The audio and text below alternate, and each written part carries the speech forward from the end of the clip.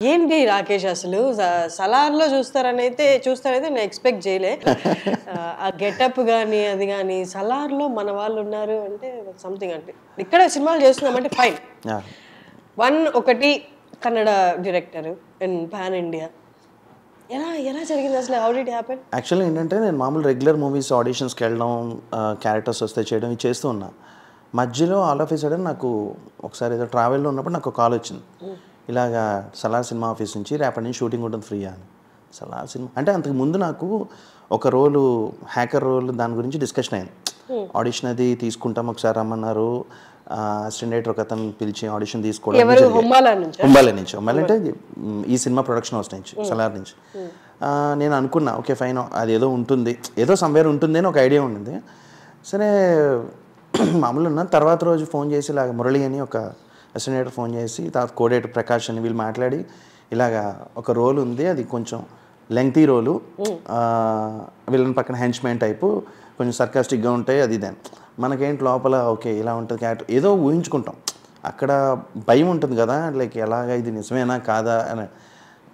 సరే ఏముంది, ఫస్ట్ ఏంటంటే ఒక బ్లూ మ్యాట్ కళ్ళ ముందు పెట్టుకుని వెళ్ళిపోతాను నేను. అక్కడ ఎవరన్నా అనవసరం, ముందు అయితే పిలిచారు కదా వెళ్ళిపోదాం. నెక్స్ట్ రోజు పొద్దున్న నాకు షూట్ టైం చెప్పారు. ఈవెన్ షూట్ టైం చెప్పి పోస్ట్ పోన్ కామన్గా అవుతాయి కదా, సెట్లోకి వెళ్ళేదాకా నాది అది ఆ సలార్ అనేది నమ్మకం లేదు.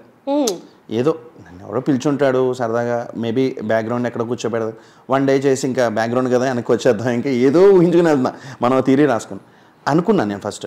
తర్వాత తను నాకు ప్రకాష్ అతను సీన్ ఎక్స్ప్లెయిన్ చేశాడు, ఇలా ఉంటుంది మీరు ఇలా చేస్తారు అది ఇదని. అప్పుడు ఇంకేం చేశాను, ఇమీడియట్గా అయినా కాకపోయినా అని ఈవినింగ్ 4 o'clock అలా వస్తే 5 to 6 ఆ టైం నుంచి ఒక 4 hours KGF 1, 2 సినిమా మొత్తం చూస్తా.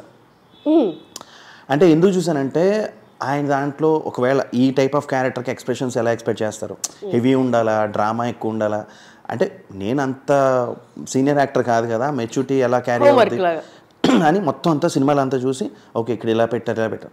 తర్వాత అక్కడికి సెట్లోకి వెళ్ళాక మైండ్ బ్లాక్ అసలు సీరియస్లీ. ఎందుకంటే అరౌండ్ అది ఒక్కొక్కటి కోట్ల మీద ఉంటుంది మా సెట్, అదో ప్రపంచం.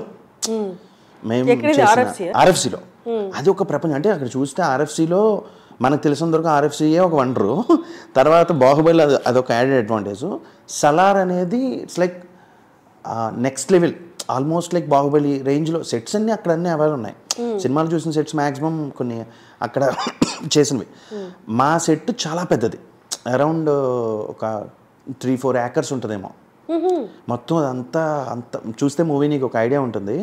ఆ ఫైట్ సీక్వెన్స్, అమ్మవారిది విగ్రహం ఇవన్నీ చాలా పెద్దదన్నమాట. అది అంతా చూసాక నేను షాక్ అయిపోయాను, ఏంటి ఇది సెట్టా, ఎంత ఉంది డిఫరెంట్గా, ఇది సలార్ సినిమానే అంటే తను ఏం తెలియదు అక్కడ.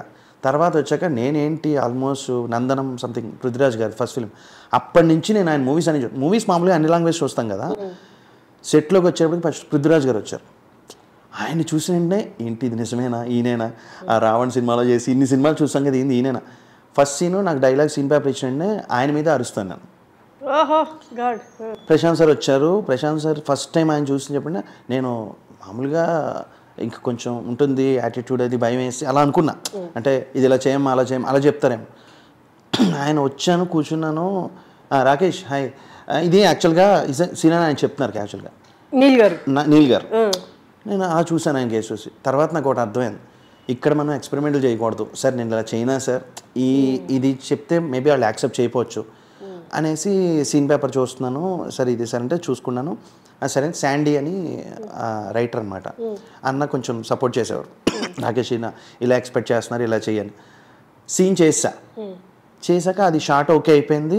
అయ్యేదాకా బిలివిటార్ అంటే నమ్మో నేను ఇలా వెనక్కి తిరుగుతా. ఆ సినిమాలో ఇప్పుడు ఆ సీక్వెన్స్ ట్రిమ్ అయి ఉంటుంది, అంటే హీరో వెనక్కి తిరిగినంటే నేను పక్కన వెనక్కి తిరుగుతా. నేను ఇలా తిరిగేటప్పటికి కటౌట్ అలా ప్రభాస్ గారు, నేను అక్కడ షార్ట్లో నేను వెనక్కి తిరిగినప్పుడు ఆయన ఉంటారని విషయం నాకు తెలియదు. నేను ఇలా వెనక్కి తిరిగి నేను ఇలా చూసి మామూలుగా ఇలా పట్టించుకోకూడదు కదా క్యారెక్టర్ ప్రకారం, అది లోపల ఉన్న ఫీలింగ్. నేను చేసి అది బ్రీత్ తీసుకొని పక్క వెళ్ళిపోయా.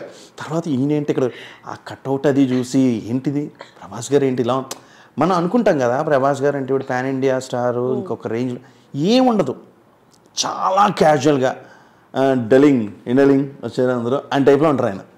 అనుకుంటాం. తర్వాత హాయ్ అన్న అంటే హాయ్ ఓకే పర్లేదు కొంచెం ప్రభాస్ గారు పృథ్వీరాజ్ గారు చూసాక విన్నాం కాబట్టి ఇది సలార్ మూవీ నమ్మకం లేదు. ఎందుకంటే అంత పెద్ద సినిమా అనగానే ఒక రకమైన భయం ఉంటుంది కదా, నిజమా కాదా అలా వెళ్ళడం, ఆ ఫైట్లో కమిట్ అవ్వడం. తర్వాత నాకు తెలిసింది ఈ సీన్స్ ఇలా సీక్వెన్స్లు ఇలా ఉంటాయి, కథ ప్రకారం ఇది కథ అనేది మా పార్ట్ వరకు నాకు తెలుసు.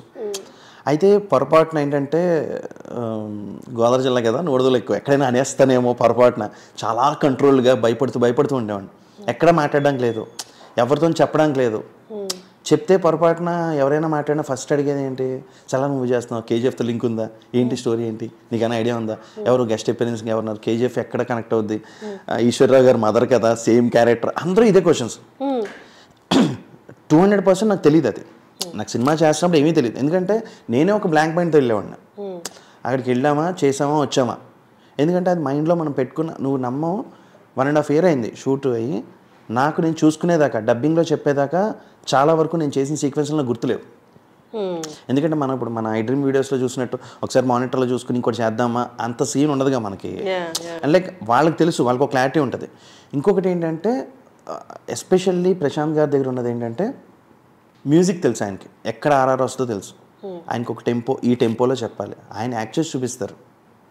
ఆయన అంటే ఇలా చేయాలి, నేను అరవాలి అనగానే ఫస్ట్ కొంచెం ఆయన, తర్వాత ఇది మనం కెమెరా ముందు చేసేది కదా, మన దానికేముంది చేద్దాం. అక్కడ పృథ్వీరాజ్ గారు లేరు, ప్రభాస్ గారు లేరు, ఒక గ్రీన్ మ్యాట్ ఉంది, మనం అరుస్తున్నాం టైప్లో చేస్తా. చాలా ఫ్లెక్సిబుల్, మనకి ఎక్కడ అరుపులు కేకలు. ఆయన ఎంత ప్లెజెంట్గా చేస్తారంటే అంత బాగా చేస్తారు. అందుకే ఆబ్వియస్లీ కేజీఎఫ్ లాంటివి వస్తాయి కదా. So it's a great experience. అలా ఎంటర్ అయ్యాను సలార్లోకి.